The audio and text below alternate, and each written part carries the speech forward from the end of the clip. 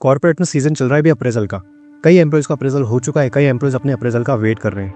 अक्सर ये देखा गया है जो एम्प्लॉय हार्ड वर्क होते हैं, दिन रात एक करता है कंपनी के लिए, एक्स्ट्रा पेन लेके काम करते हैं और ऑफिस पॉलिटिक्स में इन्वॉल्व नहीं रहते हैं, उनका अप्रेजल होता है 10 से 15% नॉर्मल।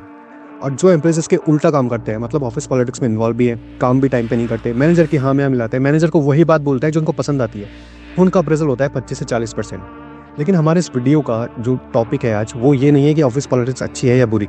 हमारे इस वीडियो का टॉपिक है एक नई टर्म आई है मार्केट में जिसको बोलते हैं ड्राई प्रमोशन, जो कि इंडिया के बाहर काफ़ी पॉपुलर हो चुकी है और स्पेशली जो इंडियन कंपनीज है ना, वो अपनी एचआर पॉलिसीज़ में इस टर्म को इंक्लूड भी कर रही है।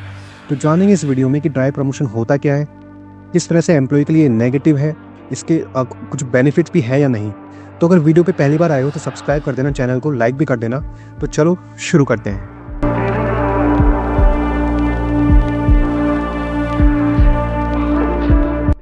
तो चलो सबसे पहले जानते हैं कि ड्राई प्रमोशन होता क्या है। देखो नाम से ही ड्राई है, मतलब सूखा।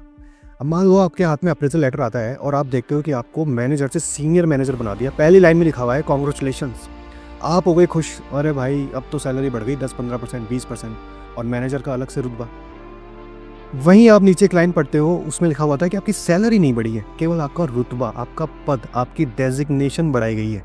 तो ड्राई प्रमोशन का सीधा सा मतलब यही है, सैलरी वही है, काम ज़्यादा है, रुतबा आपका बढ़ा दिया गया है। अब एम्प्लॉय की समझ में नहीं आता भाई मैं हंसूँ मैनेजर, सीनियर मैनेजर बनने पर या फिर सैलरी ना बढ़ने पर रोऊं। तो वो अप्रेजल लेटर देखता है ना, तो कंफ्यूज हो जाता है कि भाई कौन सा इमोशन सामने लाऊं मैं। यही होता है ड्राई प्रमोशन।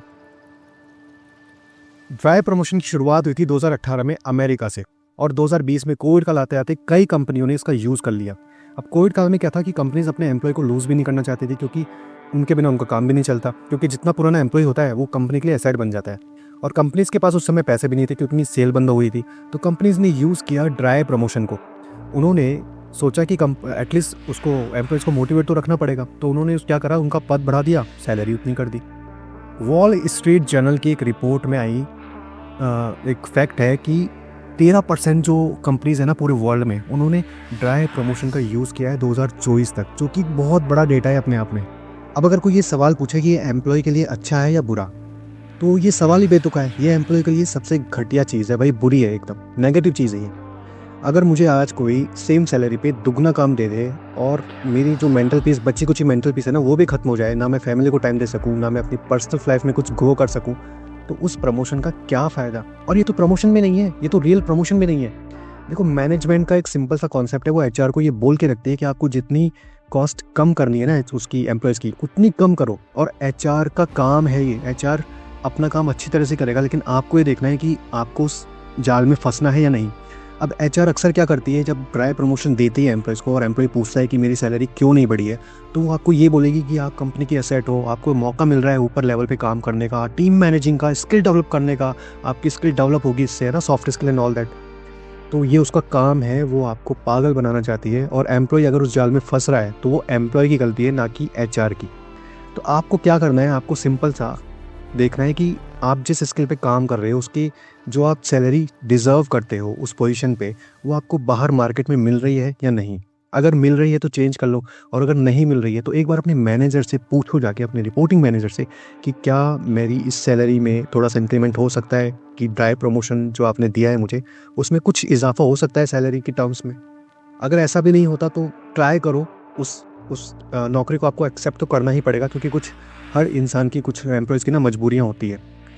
तो उस कंपनी में काम करते रहो, एक्सेप्ट करना आपको पड़ेगा, लेकिन आप सर्च करते रहो मार्केट में, अपनी वैल्यू देखते रहो, और जैसे आपको अच्छी वैल्यू मिले आप उस कंपनी से निकल जाओ। क्योंकि ये सीधा सीधा ना टॉक्सिक कल्चर है, और ये प्रमोशन नहीं है, ये डिमोशन है आपका। सीधा सीधा आपको कंपनी कह रही है कि आप इस कंपनी में काम करने के लायक नहीं हो उस सैलरी पे, तभी आपको काम ज़्यादा दे रही है और पैसा एक भी नहीं दे रही है। फाइनली अगर हम ये डिस्कस करें कि अच्छा है या बुरा ड्राई प्रमोशन, तो देखो एम्प्लॉयर के पॉइंट ऑफ व्यू से तो दिस इज़ बेस्ट।